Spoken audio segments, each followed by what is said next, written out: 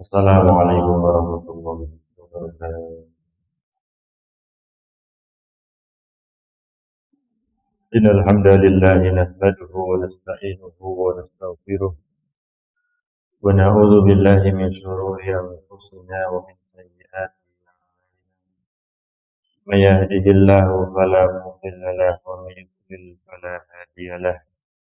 Asyhadu an la ilaha illallah wahdahu la syarika lahu wa asyhadu anna nabiyyana Muhammadan abduhu wa rasuluh.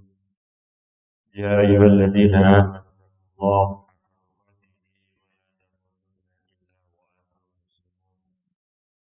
يا أيها الناس اتقوا ربكم الذي خلقكم من نفس واحدة وخلق منها زوجها وبث منهما رجالا كثيرا ونساء واتقوا الله الذي تساءلون به والأرحام إن الله كان عليكم رقيبا يا أيها الذين آمنوا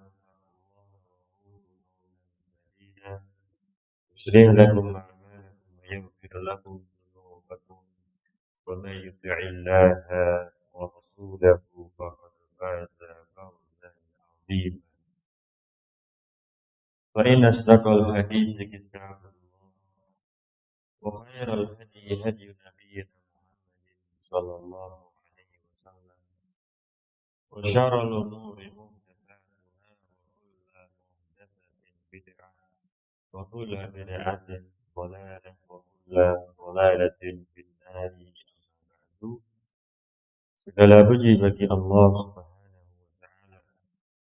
Salawat serta salam semoga senantiasa tercurahkan teruntuk dengan kita semuanya baginda Nabi sallallahu alaihi wasallam. Alhamdulillah segala puji bagi Allah Subhanahu wa taala atas berbagai macam limpahan nikmat dan karunia-Nya kepada kita semuanya. Wabil khusus adalah kenikmatan Islam, kenikmatan iman. Kita senantiasa bersyukur kepada Allah Subhanahu wa taala. Tidak ada sesuatu yang lebih mengikat kenikmatan-kenikmatan melebihi syukur. Dan yang membuat kenikmatan itu lenyap, hilang dari seorang hamba adalah bila mana dirinya kufur, tidak bersyukur atas apa yang Allah Subhanahu wa taala berikan kepada kita semuanya. Maka demikianlah Allah Subhanahu wa taala mengatakan, la in syakartum la azidannakum wa la in kafartum inna adzabi lasyadid. Bila mana kalian itu bersyukur, maka niscaya akan aku tambahkan kenikmatan-kenikmatan tersebut. Selain daripada membuat kenikmatan itu senantiasa tetap, senantiasa ada, bisa dinikmati oleh seorang hamba. Tapi bila mana kalian itu kufur, tidak bersyukur kepada Allah Subhanahu wa taala dengan meyakini kenikmatan itu datangnya dari Allah Subhanahu wa taala, dengan membasahi lisannya untuk mengucapkan alhamdulillah, dengan menggunakan kenikmatan-kenikmatan tersebut itu dalam ketaatan. Bila mana kalian itu kufur, kata Allah Subhanahu wa taala, inna azabi lasyadid. Sesungguhnya azabku itu adalah demikian pedih. Dan kita bersyukur kepada Allah Subhanahu wa taala, walhamdulillah Allah Subhanahu wa taala memudahkan kepada kita semuanya untuk senantiasa belajar, senantiasa menuntut ilmu, yang mana mungkin hal yang seperti ini, situasi dan kondisi yang seperti ini mungkin tidaklah dijumpai beberapa waktu yang lalu. belumlah ada, mungkin puluhan tahun yang lalu. Akan tetapi walhamdulillah, segala puji bagi Allah Subhanahu wa taala, di zaman ini sekarang ini walhamdulillah kesempatan untuk belajar, kesempatan untuk menimba ilmu itu adalah demikian mudah.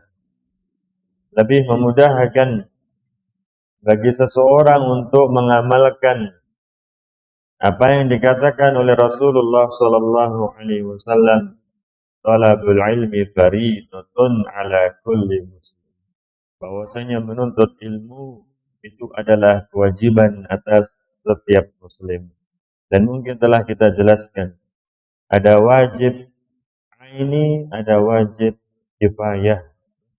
Ada yang memang diwajibkan atas setiap insan, atas setiap muslim, atas setiap muslimah. Wajib baginya untuk mempelajari hal tersebut. Contohnya adalah mempelajari bab sholat, mempelajari bab berwudu. Karena setiap harinya dirinya senantiasa bersinggungan dengan ibadah-ibadah itu. Wajib aini.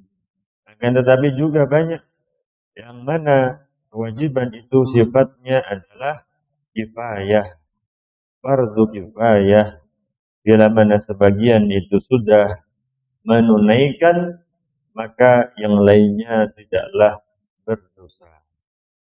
Berkaitan mungkin tentang ilmu bahasa Arab, tentang ilmu waris, yang mana tidak setiap daripada kaum muslimin itu senantiasa bersinggungan dengan hal itu. Tapi kalau kemudian tidak ada yang mempelajarinya, maka mereka semuanya itu berdosa. Maka kita bersyukur kepada Allah Subhanahu wa taala atas berbagai macam kenikmatan yang Allah Subhanahu wa taala berikan kepada kita semuanya.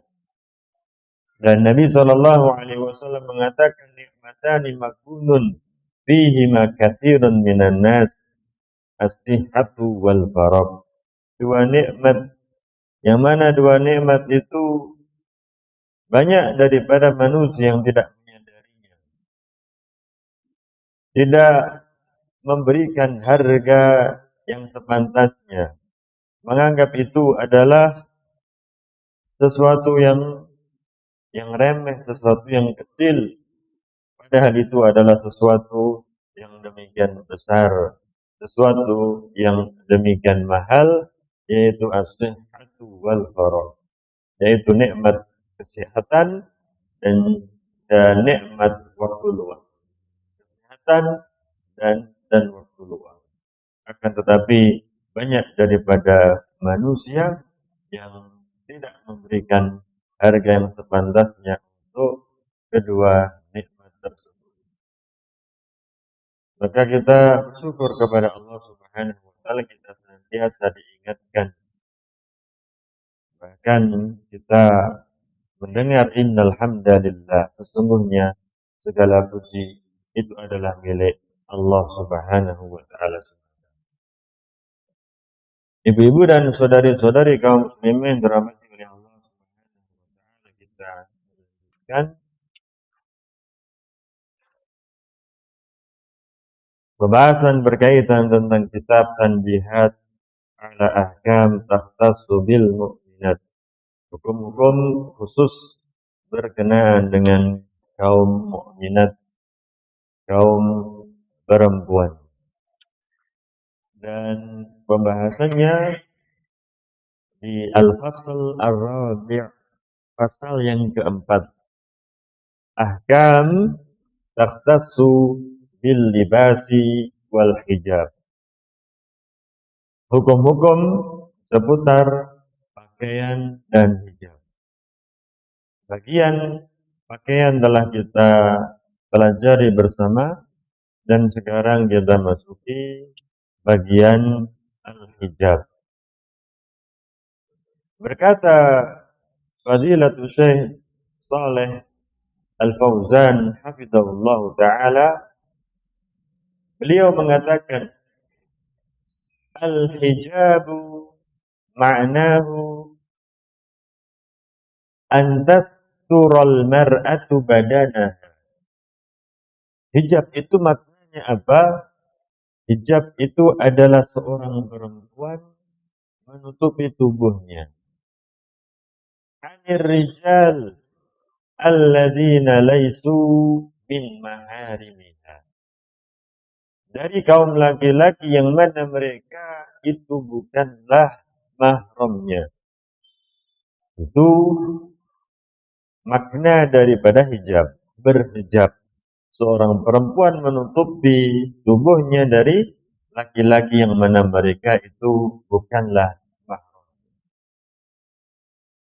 Kama qala ta'ala, sebagaimana yang Allah Subhanahu wa taala katakan,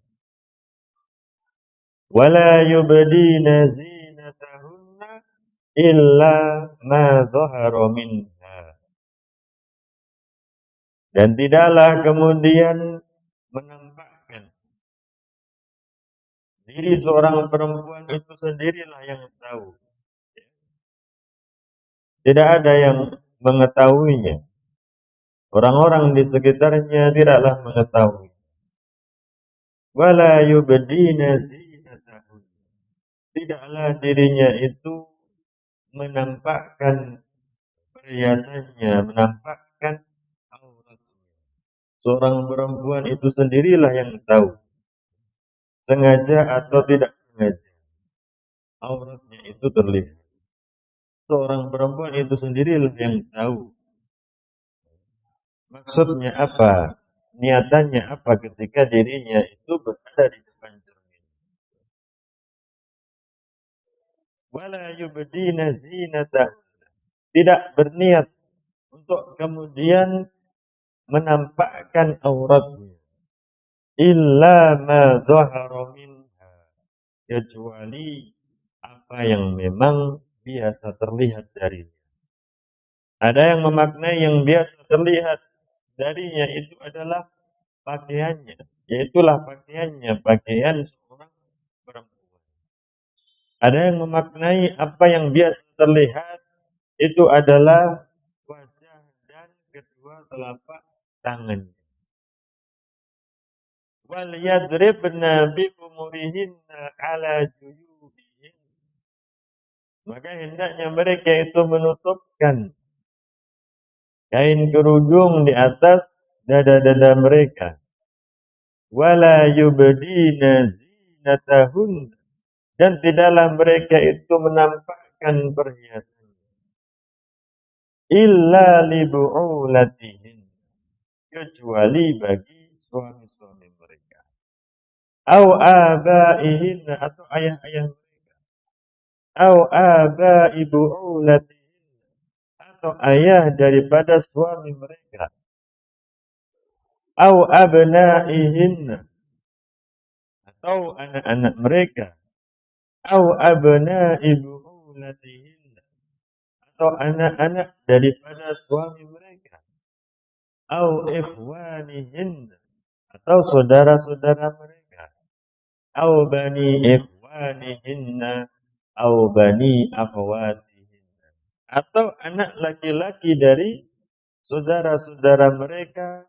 Atau anak laki-laki dari saudari-saudari mereka. Akan tetapi seperti tadi, kaum muslimat yang dirahmati oleh Allah Subhanahu wa ta'ala, perempuan itu sendirilah yang tahu niatannya apa. Dirinya memperlihatkan, menampakkan perhiasannya tersebut. Dirinya sendirilah yang tahu. Maka hendaknya seseorang bertakwa kepada Allah Subhanahu wa ta'ala. Wa qala ta'ala, dan Allah Subhanahu wa ta'ala mengatakan, wa idza sa'altumuhunna mata'an fas'aluhunna min wara'i hijab. Bila mana kalian itu bertanya kepada mereka berkaitan tentang suatu keperluan, fas'aluhunna min wara'i hijab. Maka bertanyalah kepada mereka dari belakang hijab. Maka alhamdulillah kalau kemudian hal itu bisa kemudian kita praktekkan. Di saat mungkin di majelis-majelis yang lainnya kita jumpai pengajiannya itu, ya kan, terlihat bisa interaksi langsung antara kaum laki-laki dengan kaum perempuan. Atau bahkan mungkin si pembicara dengan ibu-ibu ataupun saudari-saudari yang hadir. Maka segala puji bagi Allah Subhanahu wa taala. Alhamdulillah kalau kemudian kita bisa kemudian mempraktekkan hal tersebut. Allah Subhanahu wa taala katakan, "Fas'aluhunna min wara'i hijab." Maka tanyakanlah kepada mereka dari belakang hijab. Wal muradu bil hijab. Dan apa maksud daripada hijab tersebut? Yaitu ma yasturul mar'atu min jidarin au babin au libasin. Yaitu yang menutupi kaum perempuan. Yang membuat mereka itu tidak tampak dari dinding atau pintu, dari balik pintu perempuan tersebut berbicara. Biasanya mungkin ada yang mengetuk pintunya dan dia menjawab dari balik pintu. Au libasin atau pakaian. Walafdul ayati wa in kana waridan fi azwajin Nabi sallallahu alaihi wasallam. Dan lafaz ayat tersebut walaupun itu berkaitan tentang istri-istri Nabi sallallahu alaihi wasallam, fa inna hukmahu amun li jami'il mu'minat. Akan tetapi hukumnya itu adalah menyeluruh teruntuk kaum perempuan. Tidak hanya terkhusus pada istri-istri Nabi sallallahu alaihi wasallam. Karena kemudian setelah itu Allah Subhanahu wa taala menyebutkan ilatnya. Allah Subhanahu wa taala menyebutkan alasannya. Li'annahu allala dzalika biqaulihi ta'ala. Allah Subhanahu wa taala menyebutkan alasannya dzalikum atharu liqulubikum wa qulubihim. Kata Allah Subhanahu wa taala, hal itu adalah lebih suci untuk hati-hati kalian dan hati-hati mereka. Hati-hati kaum laki-laki dan hati-hati kaum perempuan. Hal itu lebih menjaga hati mereka. Dan itulah seperti yang kita ketahui. Kaum muslimat, ibu-ibu dan saudari-saudari yang dirahmati Allah Subhanahu wa taala. Apa yang ada dalam hati seorang laki-laki, apa yang ada dalam hati seorang perempuan. Wa hadhihi illatun amatun. Dan ini adalah illat, alasan yang sifatnya itu umum. Tidak hanya tentunya ada pada istri-istri Nabi sallallahu alaihi wasallam, tapi tentunya juga hal itu ada pada hati-hati kaum perempuan. Wa umumu illatihi dalilun ala umumi hukmihi. Keumuman illat tersebut itu menunjukkan kalau hukumnya adalah bersifat umum dan tidak terkhusus hanya pada istri-istri Nabi sallallahu alaihi wasallam. Apalagi kalau kemudian kita memikirkan kalau istri baginda Nabi sallallahu alaihi wasallam saja diperintahkan untuk seperti itu, maka bagaimana lagi dengan kaum-kaum perempuan selain daripada istri Nabi sallallahu alaihi wasallam yang tentunya istri-istri Nabi sallallahu alaihi wasallam adalah demikian mulia. Adapun selain daripada mereka tentunya di bawah keadaannya, kondisinya adalah di bawah istri-istri Nabi sallallahu alaihi wasallam. Ketakwaannya tidaklah sekuat istri-istri Nabi Shallallahu Alaihi Wasallam. Dan Allah Subhanahu Wa Taala mengatakan, Ya ayyuhan Nabi, qul li azwajika wa banatika wa nisa'il mu'minin yudnina 'alaihinna min jalabibihin. Wahai Nabi, katakanlah kepada istri-istrimu, katakanlah kepada anak-anak perempuanmu, dan katakanlah kepada kaum perempuan yang beriman agar mereka itu menjulurkan jilbab mereka ke seluruh tubuh mereka. Itulah kaum muslimat, ibu-ibu dan saudari-saudari yang dirahmati oleh Allah Subhanahu wa taala. Bagaimana hal itu sejatinya adalah sangat jelas dalam ayat-ayat Al-Qur'an, dalam firman Allah Subhanahu wa taala, bagaimana seharusnya kaum perempuan itu berbusana, memilih pakaian yang hendak dia kenakan. Akan tetapi orang-orang yang rusak, mencintai kerusakan,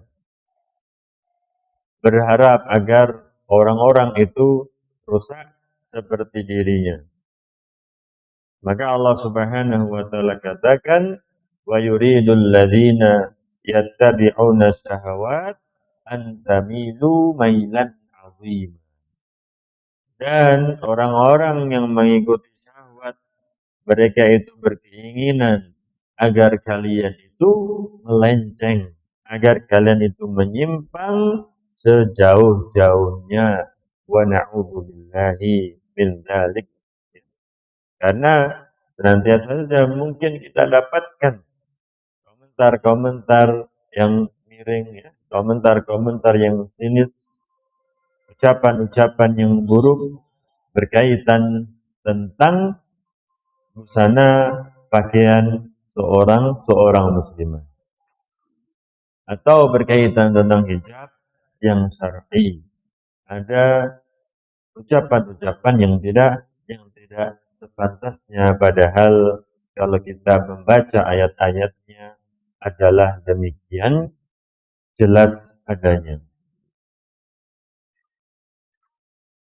Ibu-ibu dan saudari-saudari kaum muslimah yang dirahmati Allah Subhanahu wa taala, kemudian kita lanjutkan fil fasli al-khamis,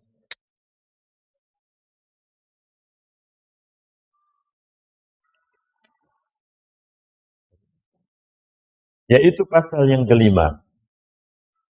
Fi bayan ahkamin takhtassu bil mar'ati fi sholatiha. Penjelasan hukum-hukum seputar perempuan di dalam sholatnya. Al-faslu al-khamis, pasal yang kelima, adalah berkaitan tentang sholat. Kata Syekh Shalih Al-Fauzan, hafizahullah ta'ala, beliau mengatakan, Hafidhi ayyatuhal muslimah ala sholatika fi awqatiha. Wahai kaum muslimah, jagalah sholatmu di dalam waktu-waktunya. Mustawfiyatan li surutiha wa arkaniha wa wajibatiha. Dengan memperhatikan syarat-syaratnya, rukun-rukunnya, kewajiban-kewajibannya. Dan tadi telah kita singgung, berhubung sholat itu setiap hari dilakukan oleh seorang hamba, maka tentunya itu adalah menjadi sebuah kewajiban, hukumnya itu adalah fardhu ain. Maka berdosa bila mana dirinya tidak belajar, tidak memiliki perhatian terkait hal tersebut, padahal setiap harinya dia melakukannya. Dan itu adalah rahmat dari Allah Subhanahu wa taala. Kata Allah Subhanahu wa taala, "Wa aqimis sholata li dzikri." Dan tegakkanlah salat, dirikanlah salat untuk mengingatku. Bagaimana keadaan seorang hamba kalau tidak salat? Keadaan seorang hamba, ya, alangkah kering kerontang hatinya kalau tidak mengingat Allah Subhanahu wa taala. Allah Subhanahu wa taala mewajibkan, akan tetapi hal itu adalah menjadi sebuah kebutuhan setiap daripada kita. Yang mana disitulah kita mendapatkan ketenangan. Yang mana disitulah kita mendapatkan kebahagiaan. Tatkala kita melakukan sholat, tatkala kita berzikir, mengingat Allah Subhanahu wa taala. Memang itu adalah kewajiban. Akan tetapi kita senang-senang saja mendapatkan kewajiban tersebut. Kita memiliki beban tersebut. Memiliki beban tanggungan untuk melakukan sholat zuhur, sholat asar, akan tetapi kita menunggu waktu-waktu tersebut. Ya. Kita bersegera untuk melakukan ibadah tersebut karena memang yang kita dapatkan itu adalah ketenangan dan kebahagiaan. Yaqulullahu ta'ala li ummahatil mu'minin. Dan Allah Subhanahu wa taala mengatakan kepada ibu-ibu orang-orang yang beriman. Allah Subhanahu wa taala katakan, "Wala tabarrujna tabarrujal jahiliyatil ula wa aqimna sholata wa atina zakata wa atina Allah wa rasul." Allah Subhanahu wa taala katakan, janganlah kalian itu bertabarruj. Tabarrujnya orang-orang jahiliyah. Kenapa mereka bertabarruj? Mereka bersolek, ya, karena kebodohan, karena kejahilan, karena jauhnya mereka dari petunjuk, dari iman, dari ilmu. Maka Allah Subhanahu wa taala katakan, tabarrujal jahiliyatil ula. Hal itu dilakukan oleh seorang perempuan karena kebodohannya, karena kejahilannya. Kemudian Allah Subhanahu wa taala katakan, wa aqimnas sholata wa atinaz zakata wa atina Allah wa rasul. Dan tegakkanlah sholat, tunaikanlah zakat, dan taatilah Allah dan Rasulnya. Wa hadha amrun lil muslimati umuman. Ini adalah perintah untuk kaum muslimah secara umum. Wassalatu hiya ruknus tsani min arkanil Islam. Salat itu adalah rukun yang kedua dari rukun Islam. Syahadat. Yang kedua itu adalah salat. Wa hiya amudul Islam wa tarkuha kufrun yukhriju minal millah. Dan salat itu adalah tiangnya agama. Salat itu tiang Islam, dan meninggalkannya, seseorang meninggalkan dan meyakini kalau boleh untuk ditinggalkan, maka itu adalah sebuah kekufuran yang mengeluarkan seseorang itu dari agama Islam. Kalau dirinya meyakini kalau sholat itu tidak wajib, maka itu adalah sebuah kekufuran. Wala din wala Islam liman la sholata lahu minar rijali wan nisa. Maka tidak ada agama, tidak ada Islam bagi yang tidak sholat dari kaum laki-laki maupun kaum perempuan. Betapa banyak kita jumpai keburukan, kejelekan, ternyata usut diusut karena sholat seseorang. Dia melakukan keburukan-keburukan tersebut karena memang tidak sholat atau jarang sholat atau sholatnya itu ala kadarnya. Kalau ingat sholat, kalau tidak ingat tidak sholat, ataupun kalau sholat itu sholat ala kadarnya. Sholat dengan tidak menegakkan, tidak sempurna rukun-rukunnya, kewajiban-kewajibannya. Dan kalau tidak salah, Syekh Muhammad Basmul menyampaikan,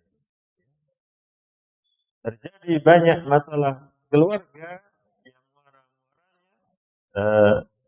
ujung-ujungnya itu adalah berkaitan tentang sholat. Entah sholatnya suaminya ataupun sholatnya istrinya. Dan kuncinya tentunya ada pada sholat. Dan juga kesabaran, wasta'inu bisabri wassalat. Jadikanlah sholat, jadikanlah kesabaran itu sebagai penolong. Yang dengannya Allah Subhanahu wa Ta'ala akan menolong seorang hamba berbekal dengan sholat dan kesabaran. Maka insya Allah segala macam permasalahan, segala macam persoalan kehidupan Allah Subhanahu wa Ta'ala akan menyelesaikan berbekal dengan sholat dan juga berbekal dengan kesabaran. Wa ta'khir as-shalah an waqtiha min ghairi udhrin syar'iyyin idha'atun laha. Dan mengakhirkan sholat dari waktunya tanpa ada udzur syar'i, maka itu adalah menyia-nyiakan. Dan Allah Subhanahu wa Ta'ala mengatakan, wa khalafa min ba'dihim khalfun adha'us salata wattaba'us syahawat fasawfa yalqawna ghayya illa man taba. Maka akan datang setelah mereka suatu generasi yang mana mereka itu menyia-nyiakan sholat. Ada sebelum mereka generasi yang Masya Allah. Ada di antara mereka yang sholatnya dikira pohon ya, oleh tetangganya.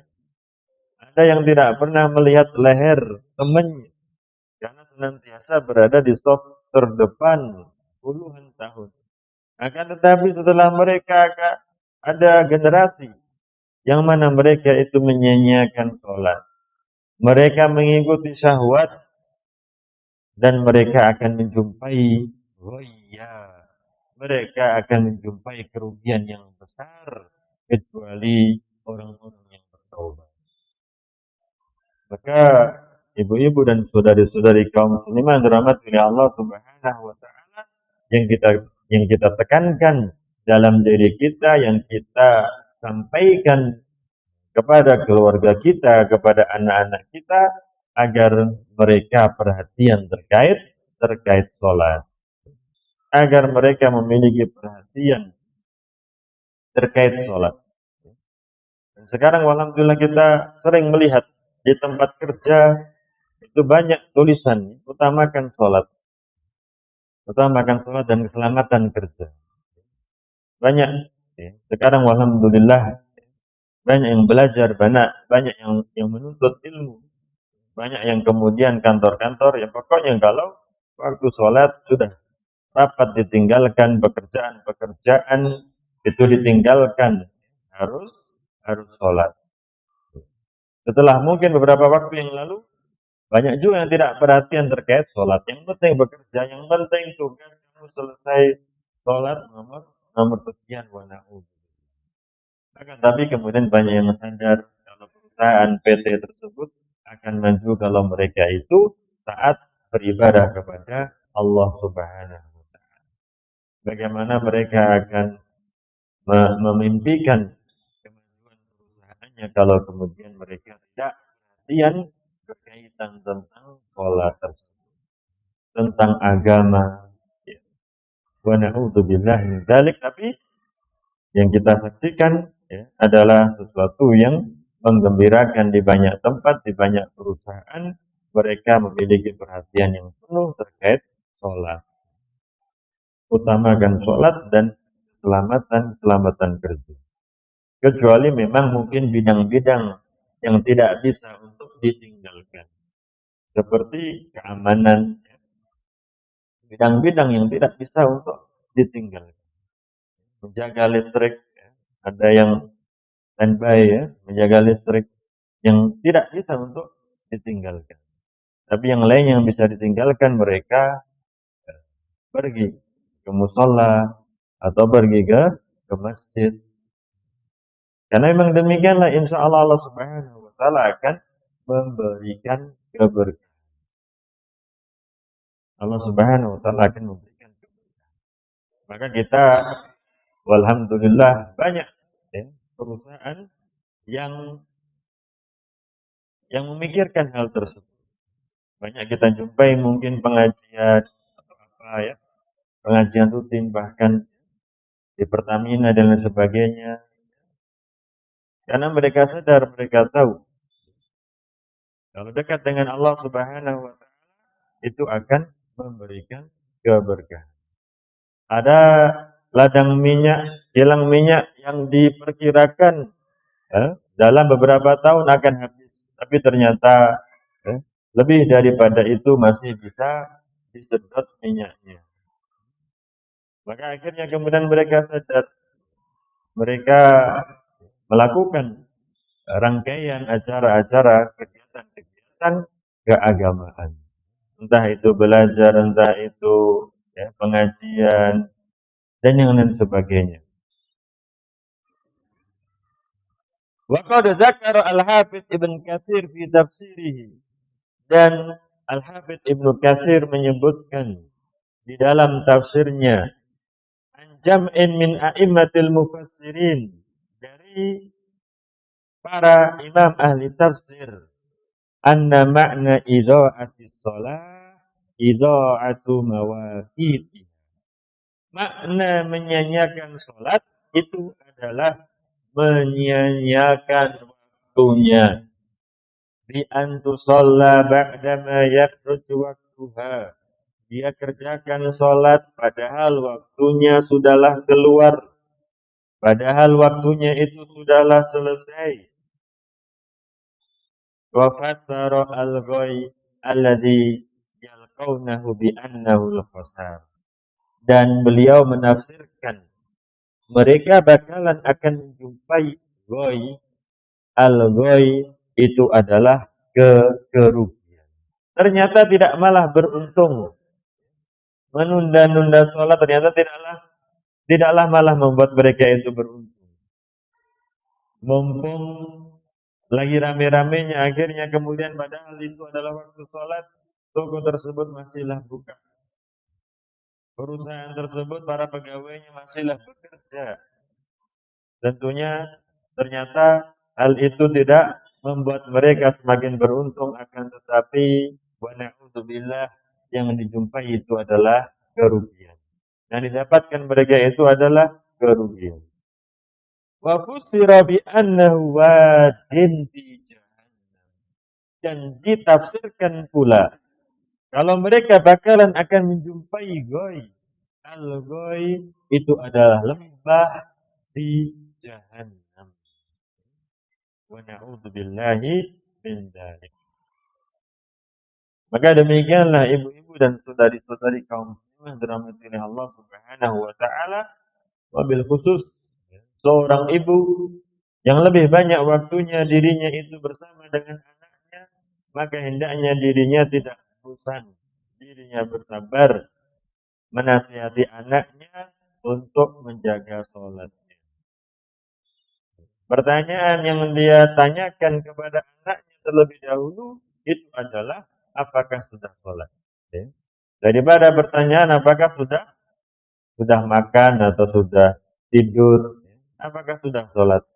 Kalau katakanlah berjumpa dengan anaknya jam 1 mungkin ya, atau habis maghrib katakanlah dia tanyakan kepada anaknya apakah sudah sholat, apakah sudah sholat. Karena sholat itulah tiangnya agama. Dan yang mungkin pernah kita sampaikan di sini atau di tempat yang lainnya, banyak daripada adik-adik kita itu yang tidak sholat. Atau sholat, hanya sholat maghrib, sholat isya. Banyak. Yang sholat itu sudah dicap yang paling alim. Kalau sholat zuhur, sholat asar, sholat itu sudah yang paling alim. Dia anak yang alim. Kata teman-temannya. Padahal sholat itu adalah kewajiban atas setiap muslim. Ini adalah realita tentunya yang memilukan. Banyak adik-adik kita entah yang berada di bangku SMP, SMA, atau yang berada di bangku kuliah adalah demikian. Yang sholat setiap waktu itu yang sudah yang paling alim. Padahal itu adalah yang minimal, ya derajat minimal. Seorang yang menyatakan dirinya sebagai seorang muslim yang haruslah mengerjakan sholat lima waktu. Maka hendaknya hal itu yang bisa disampaikan oleh seseorang. Kalau dirinya menjadi dosen, katakanlah dirinya memiliki anak, dirinya memiliki tetangga, atau dirinya itu adalah ibu kos, tentunya harus memiliki kepekaan. Apakah yang kos di rumahnya itu sudah melakukan sholat ataukah belum? Walil mar'ati ahkamun fi sholati takhtassu biha 'anir rajuli. Dan kaum perempuan itu ada beberapa hukum yang membedakan mereka dengan kaum laki-laki. Ada beberapa hal di dalam masalah sholat yang khusus berkaitan dengan kaum perempuan. Dan penjelasannya adalah seperti berikut. Yang pertama, ibu-ibu dan saudari-saudari kaum muslimin yang dirahmati Allah Subhanahu wa taala, yang pertama,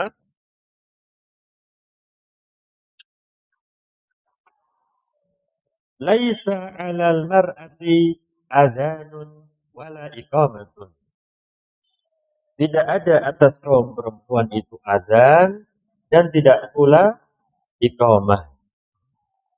Li'annal adzana syuri'a lahu bi raf'is shaut. Karena azan itu dengan meninggikan, mengangkat suara. Dengan suara yang kencang. Dengan suara yang lantang. Dipilihlah di antara muadzin itu yang suaranya lantang. Wal mar'atu la yajuzu laha sautiha wala yasihani minha. Dan seorang perempuan tidak boleh baginya untuk mengangkat suaranya, dan tidaklah sah azan dan iqamat yang mereka kumandang. Kalau ada katakanlah masjid, kemudian ada seorang perempuan yang azan, maka tidaklah sah azannya. Dibolehkan bagi seorang perempuan azan ya kalau sholat bersama dengan kaum perempuan yang lain. Boleh saja hukumnya, bukan disunnahkan. Sudah cukup azan masjid atau musola di sekitarnya, sudahlah cukup bagi mereka untuk kemudian melangsungkan sholat jamaah di antara mereka, dan tidak diperlukan bagi mereka kemudian menunjuk salah seorang di antara mereka untuk iqamah, walaupun boleh.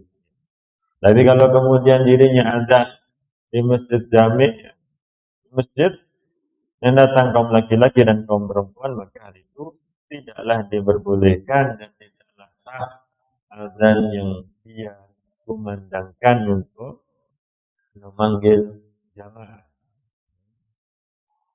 Maka ini adalah kekhususan yang dimiliki oleh kaum laki-laki. Bagi mereka azan, bagi mereka mengimami itu adalah kaum laki-laki. Ini yang pertama. Kemudian yang kedua, kullul mar'ati auratun fis salati illa wajhaha wa fi kaffaiha wa qadamaiha khilafun. Semua seorang perempuan itu adalah aurat di dalam salat, kecuali wajahnya dan kedua telapak tangannya. Adapun berkaitan tentang kaki, maka terdapat perselisihan, perbedaan pendapat di kalangan ulama. Ada yang mengatakan kaki bagian bawah itu adalah harus ditutupi aurat, dan ada yang mengatakan tidak. Yang mengatakan tidak itu adalah dari kalangan Al-Hanafiyah. Wa dzalika kulluhu haitsu la yaraha rajulun ghairu mahram laha. Bila mana tidak dilihat oleh seorang laki-laki asing yang bukan mahramnya. Wa in kana yaraha rajulun ghairu mahram laha wajaba 'alaiha satruha. Tapi bila mana ada laki-laki asing, laki-laki yang bukan mahram, maka wajib baginya untuk menutupnya. Kama yajibu 'alaiha satruha kharijas sholati 'anil rijal.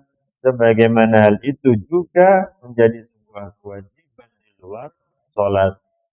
Ini tentunya bagi mereka yang mewajibkannya. Fala budda fi salatiha min taghtiyati ra'siha wa rukbatiha wa min taghtiyati baqiyati badaniha hatta zuhur qadamaiha. Maka di dalam salatnya wajib baginya untuk menutup kepalanya, lehernya, dan juga menutup anggota tubuh yang lain, bahkan hingga punggung kakinya tersebut. Dan telah kita isyaratkan kalau hal itu berkaitan tentang kaki, ada khilaf, perbedaan pendapat di kalangan ulama. Wal khimar, sedangkan yang dimaksud dengan khimar itu adalah ma yughatti ra'sa wal unuq, yang menutup kepala dan leher adalah khimar. Ibu-ibu dan saudari-saudari kaum muslimah dirahmati Allah Subhanahu wa taala. Itulah yang dimaksud dengan khimar. Memakai kha, ya, memakai huruf kha yang menutup kepala dan leher. Kalau ha, khimar itu adalah keledai. Khimar memakai kha. Wa an Ummi Salamah radhiyallahu taala annaha sa'alat an-nabi sallallahu alaihi wasallam atusallil mar'atu fi dir'in wa khimarin bi ghairi izarin. Ummu Salamah bertanya kepada Nabi sallallahu alaihi wasallam, apakah seorang perempuan itu salat dengan baju kurung, ya, dengan kerudung tanpa sarung? Maka Nabi sallallahu alaihi wasallam katakan, "Idza kana dir'u sabiqan yughatti zuhur qadamaiha." Yaitu bila mana baju itu menyeluruh, bisa menutupi tubuhnya hingga punggung kedua kakinya. Maka bagi yang kemudian mensahihkan hadis ini, berpendapat wajib pula untuk menutup kedua kakinya tersebut. Tapi yang melemahkan hadis ini, mereka berpendapat kalau tidak wajib untuk kemudian ditutupi. Tapi tentunya yang paling afdol, yang lebih bagus ya tentunya adalah menutupi.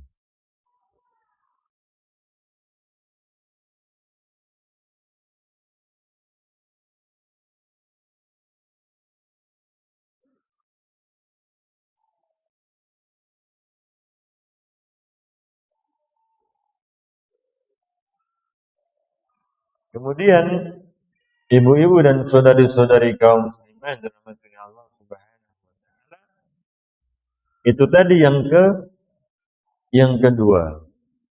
Kemudian yang ketiga.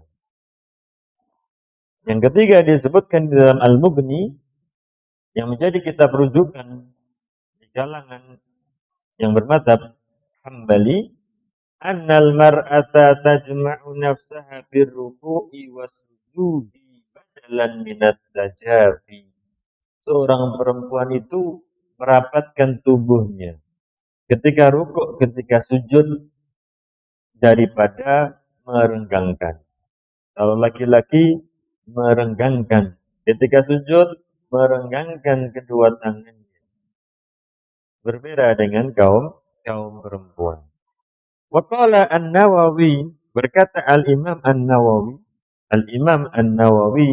dari kalangan Syafi'iyah, qala Syafi'i rahimahullah fil Mukhtasar. Asy-Syafi'i rahimahullah mengatakan wala farqa bainar rijali wan nisa'i fi amalis shalah. Tidak ada perbedaan antara laki-laki dan kaum perempuan di dalam salat illa annal mar'ata yustahabbu laha an tadhumma ba'daha ila ba'din. Tidak ada perbedaan kaum laki-laki dan kaum perempuan dalam salat kecuali seorang perempuan itu disukai, dicintai untuk merapatkan tubuhnya. Untuk merapatkan tubuhnya. Karena hal itu alasannya, ilatnya adalah seperti yang kita ketahui, astar, ya, lebih menutupi, lebih menjaga dirinya. Itu perbedaan yang ketiga. Walaupun tentunya ada yang berpendapat, ya tidak ada yang seperti itu. Karena Nabi SAW katakan, "Shallu kama ra'aitumuni usolli." Salatlah kalian seperti aku salat, laki-laki maupun perempuan. Kaum perempuan syaqaiq ar-rijal, saudaranya kaum laki-laki. Salatnya ya adalah sama. Tapi ada yang berpendapat tadi seperti ini yang membedakan ketika mereka ruku, ketika mereka sujud, merapatkan tubuh. Tentunya hal itu adalah dituntut kalau dirinya sholat dan ada laki-laki asing di sekitarnya. Tapi kalau kemudian tidak ada yang melihatnya, maka wallahu ta'ala alam, ya, sholat seperti kaum laki-laki itu sholat ketika sujud atau ketika ruku, tidak ada perbedaan. Kemudian yang keempat, saudari kaum muslimah dirahmati Allah Subhanahu wa taala, salatun nisa'i jama'atun bi imamati ihdahunna fiha khilafun bainal ulama. Salatnya kaum perempuan secara berjamaah diimami oleh salah seorang di antara mereka. Itu ada khilaf di antara ulama. Baina mani'in wa mujizin, ada yang melarang, ada yang membolehkan. Wal aksar ala annahu la mani'a min dzalik. Dan kebanyakan mayoritas tidak ada halangan, dibolehkan. Di anna Nabiyya sallallahu alaihi wasallam amara umma Waraqah anta umma ahla dariha. Karena Nabi sallallahu alaihi wasallam perintahkan kepada Ummu Waraqah untuk mengimami keluarganya. Wa ba'dhum yara istihbaba dzalika li hadzal hadits. Sebagian daripada mereka berpendapat disunnahkan daripada sholat sendiri-sendiri. Ada yang berpendapat disunnahkan. Wa ba'duhum yara annahu ghairu mustahab. Sebagian lagi berpendapat hal itu tidaklah mustahab. Itu bukanlah sunnah. Wa ba'duhum yara annahu makruh. Sebagian daripada mereka berpendapat kalau hal itu makruh. Sebagian lagi berpendapat jawazahu, boleh bin nafli dunal fardhi. Boleh kalau sholat sunnah, enggak boleh kalau itu sholat wajib. Wala alla rajihu istihbabuhu. Katanya Syekh Saleh Al-Fauzan hafizahullah taala, yang rajih wallahu taala alam itu adalah disunnahkan. Disunnahkan. Jadi kalau ibu-ibu atau saudari-saudari itu berkumpul mau sholat sendiri, katanya Syekh Saleh Al-Fauzan, ya disunahkan bagi mereka untuk memilih salah seorang imam di antara mereka. Wa tajhar al-mar'atu bil qira'ah idza lam yasma'ha rijalun ghairu mahrim. Dan yang menjadi imam perempuan tersebut itu menjaharkan bacaannya bila mana tidak ada laki-laki asing, maka dirinya menjaharkan bacaannya. Kemudian mungkin yang terakhir, ibu-ibu dan saudari-saudari kaum muslimin dirahmati Allah Subhanahu wa taala, yang kelima ini yang terakhir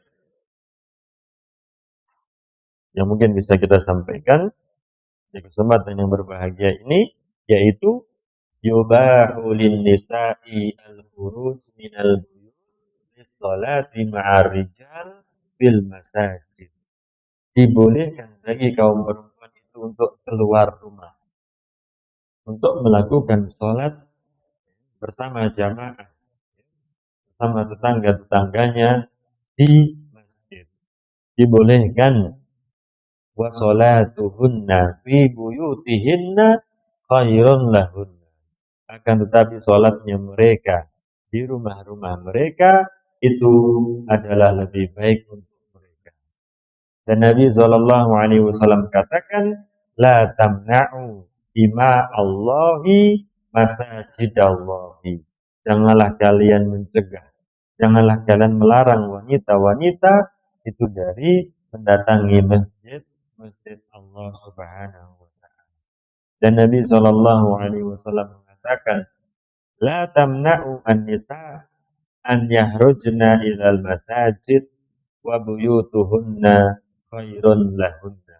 Janganlah kalian itu melarang kaum perempuan untuk keluar ke masjid.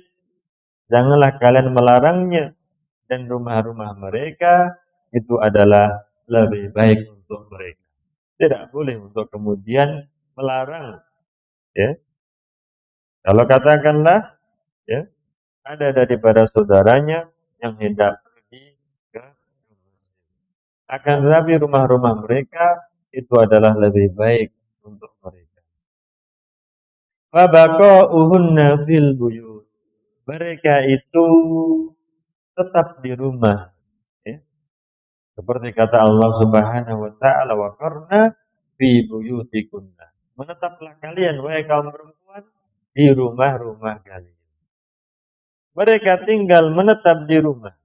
Wa sholatuhunna fiha afdal lahunna min ajli tasattur. Dan mereka sholat di dalamnya, di rumah-rumah mereka, itu adalah lebih afdal min ajli at-tasattur. Lebih menutupi mereka, lebih menjaga mereka. Hatta walaupun katakanlah masjid tersebut itu adalah Al-Masjid An-Nabawi, masjid Nabi sallallahu alaihi wasallam. Hatta katakanlah masjid itu adalah Al-Masjid Al-Haram. Berdasarkan zahir hadisnya adalah demikian. Tapi juga ada yang berpandangan, dan juga pandangan atau pendapat tersebut bisa diterima juga, kecuali bagi mereka al-afaqiyah, mereka-mereka yang datang dari Maroko, mereka-mereka yang datang dari Inggris, dari Malaysia, dari Indonesia, katakanlah, berhubung mereka itu hanyalah sebentar, ya, di Mekah ataupun di Madinah, maka alangkah meruginya kalau kemudian dirinya tidak pergi ke masjid untuk sholat bersama jamaah yang lain. Itu terkhusus bagi al-afaqiyah, bukan penduduk Madinah, bukan pula penduduk Mekah, akan tetapi mereka yang datang dari belahan penjuru dunia yang demikian jauh, yang mana mereka hanyalah berada beberapa saat saja di dua kota suci tersebut. Maka demikianlah ibu-ibu dan saudari-saudari kaum muslimah yang dirahmati Allah Subhanahu wa taala, yang bisa kita sampaikan di kesempatan yang berbahagia ini. Semoga mendapatkan keridhaan dari Allah Subhanahu wa taala. Semoga bermanfaat untuk kita semuanya. Walhamdulillahirabbil alamin. Kalau mungkin ada pertanyaan, ada tambahan.